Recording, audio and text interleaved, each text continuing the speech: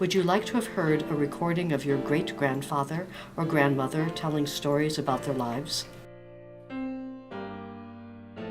Would you like to pass along a recording of you telling the future generation about special moments or special people in your life? If your answer is yes to one or both of these questions, the Preserving Spoken Memories program is for you. It is an opportunity for you to record 30 minutes of special stories. We all have special moments in our lives that we'd like to pass along. You can record in your own voice stories for the next generations.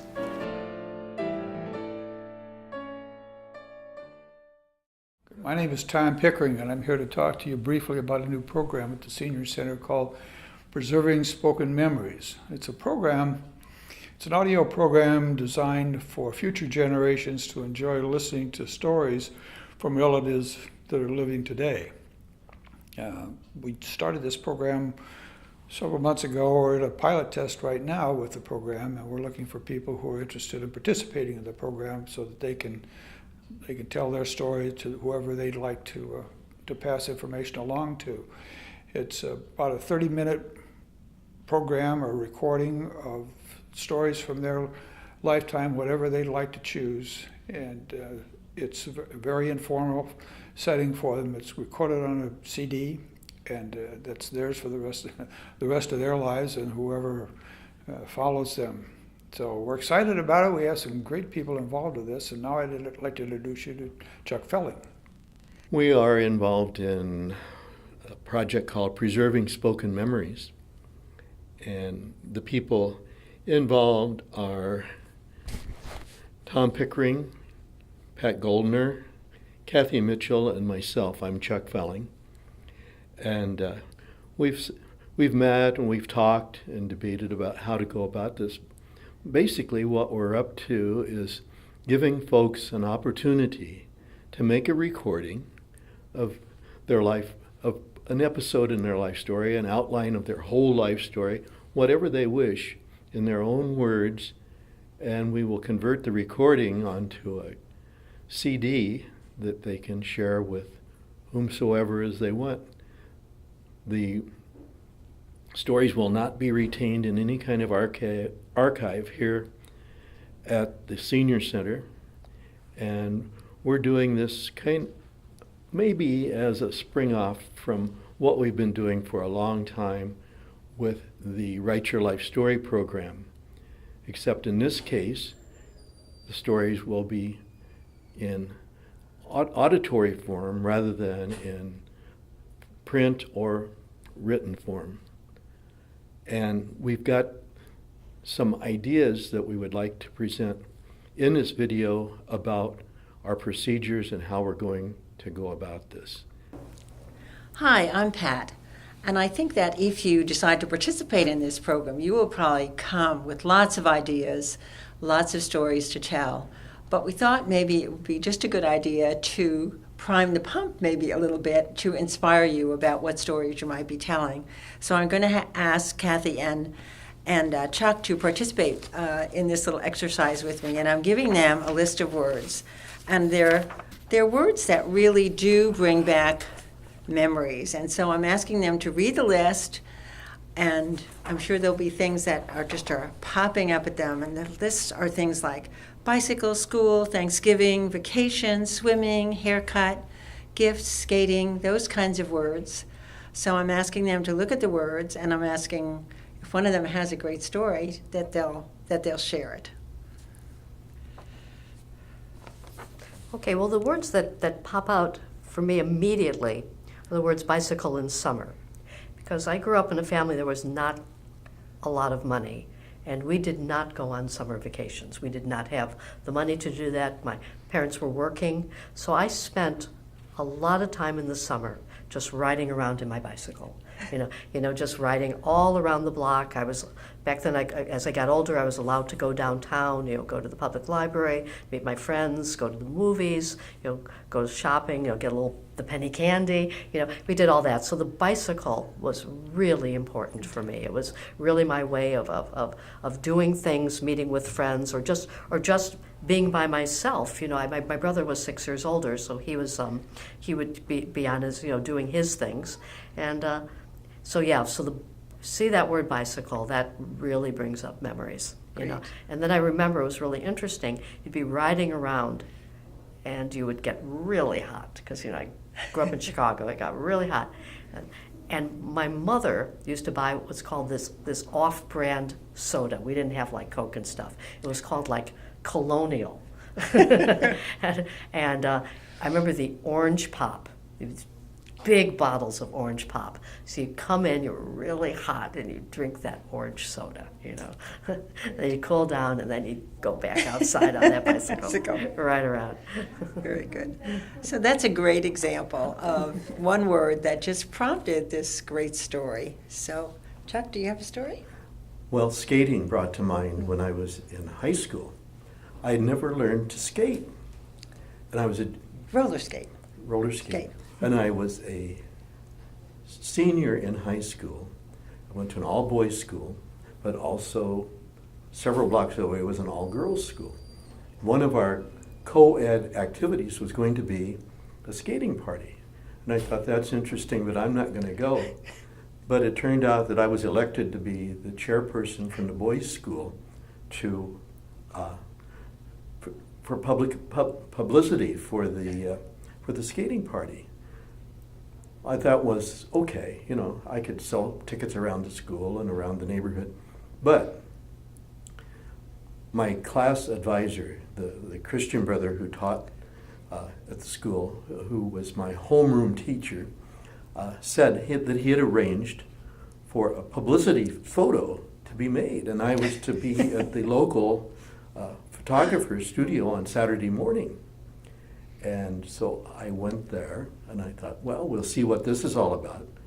And Judy, who was the publicity chairman from the girls' school, was there also. And also there were 2 pairs of roller skates. And so the photographer said, Chuck, you put on the roller skates. I did. And he said, now I want you to come over here. I'll get a shot of you lacing up Judy's roller skates. Well, how am I going to get from point A to point B? Because here's the big camera, here are the lights, here are the reflectors, and I could just see the bull in the china shop.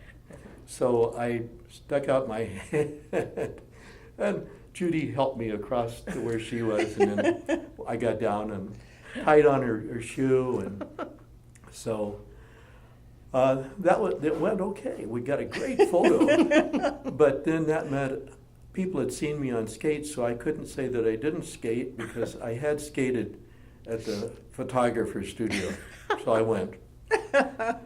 So another great story that just came from one word. So those are great, and we'll give you some ideas.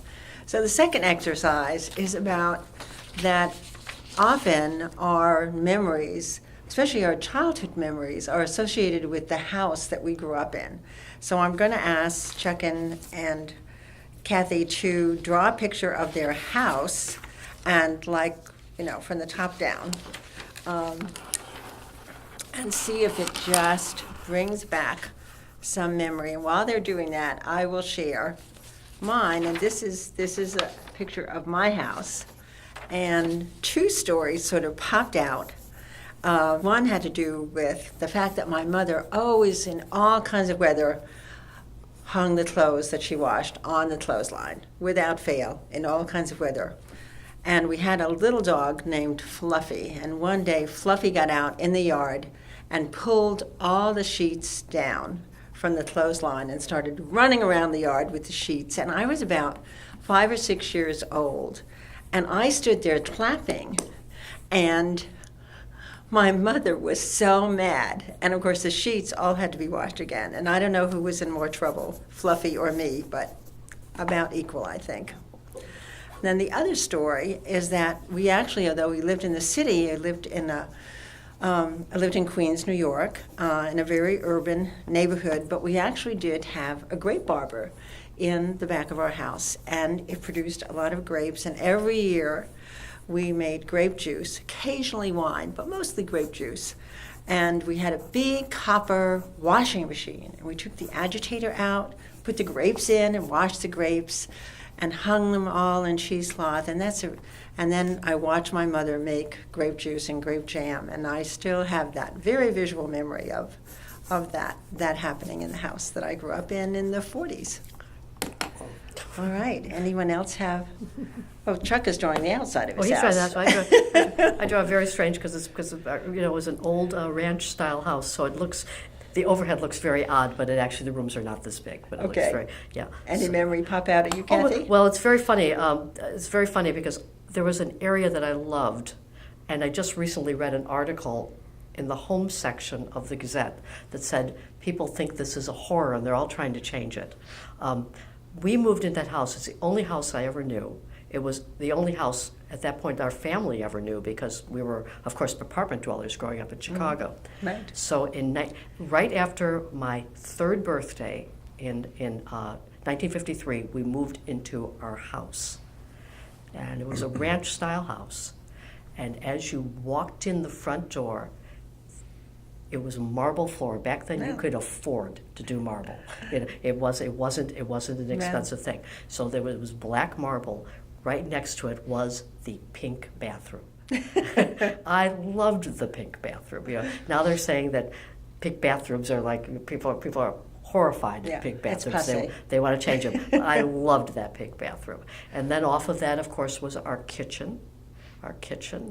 And off the kitchen was the dining room, and then we had the living room. And in the dining room and the living room, we had what was called picture windows. That most of the wall was glass. I Yeah. mean, this was very popular style back In in the ranch 50s. houses, yeah. In the 50s, yeah. So then you had that, and then off the side here would have been our fireplace. Then you had a short hall, and then was my brother's bedroom, my bedroom, a hallway with the gray bathroom, and then my parents' Wow. parents' bedroom. So at the back was a patio, of course, was a patio. So yeah, it was a pretty. It was a Amazing. very nice. It was a very nice house. Yeah, that you But- still remember very yeah, vividly. and then the basement. Then of course, the basement. Yeah. The basement stairs.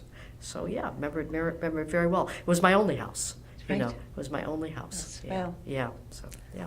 Chuck? Well, it was Depression time, Yeah. and my dad lost his job, so Mom and Dad and myself, we moved in with my dad's parents. And they had a very small house, 2 bedrooms, dining room, front room, and a nice back porch, enclosed. But we all lived in that house for about 6 years. Wow. And my sister was born while we were there. My great-grandmother came when she broke her hip, so we had this little house crowded with people. On Sundays, occasionally, after Mass, we would stop by a house on 2nd Street, which was a couple of blocks from the church, where Mr. Ulrich lived, and he was the treasurer for the fraternal group that my dad belonged to, and my dad would stop by to pay the dues. And when we would be sitting in front, Mom would look over and she'd see this 2-story house with a big front porch, and she would say, "I would like to live in that house." And at the time, I thought it was the house, but I think there was more going on than just the house. It was just, that house was there, and we were all crammed into this little house. Yeah. And to Was top about the story space. off, though, when Dad got a job in the candy factory and we had some money, we rented that house. Huh. And so Grandpa and Grandma and myself and my sister and my dad and Mom moved in. And shortly thereafter, my little brother was born. So we were filling that house up too. Great.